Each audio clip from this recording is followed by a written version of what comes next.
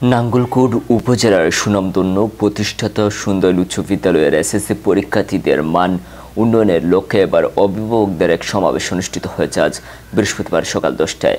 বিস্তারিত থাকছে রাশেদ হুসাইনের ভিডিওচিত্রতে।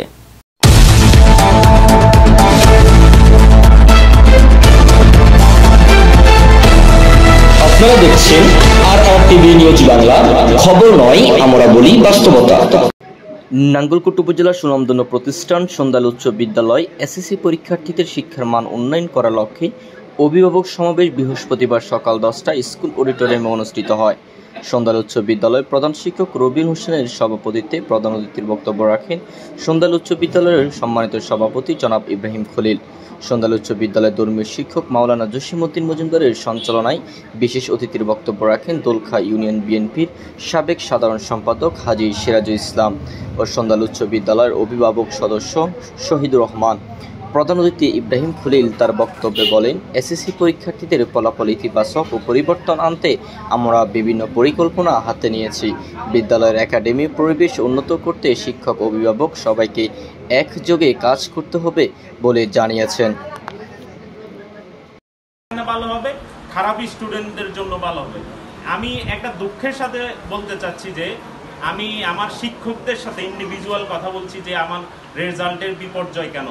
আপনারা শুনে অবাক হবেন, আমি যেদিন আমাদের এখানে রেজাল্ট শিট আছে, দোলখার আমাদের কেন্দ্র ছিল, আমাদের 37 জন স্টুডেন্ট ম্যাথে ফেল করছে, আর অন্যান্য সাবজেক্টে 2 জন 3 জন 5 জন। আমি ওই দিন ভাগ্যক্রমে দোলখার কেন্দ্রে ছিলাম। ওই দিন দোলখা কেন্দ্রে এসিলেন, যিনি হচ্ছে পরীক্ষা নিয়ন্ত্রক, এবং হচ্ছে আরও বোর্ডের কয়েকজন দায়িত্বশীল লোক আসছিল। হ্যাঁ, এই কারণে হচ্ছে আসলে আমার মনে হয় যে রেজাল্টের বিপর্যয়। কথা বুঝতে পারছেন আপনারা? মানে হচ্ছে রেজাল্টের বিপর্যয় হয়েছে কেন্দ্রে খুব ভালো গার্ড পড়ার কারণে। তার মানে আমার স্টুডেন্টদের ভিতরে কিছু নাই, অন্যান্য সাবজেক্টগুলো গতানুগতিকভাবে সে লিখে আসতে পারছে, ওই ধরনের গার্ড পড়ে নাই।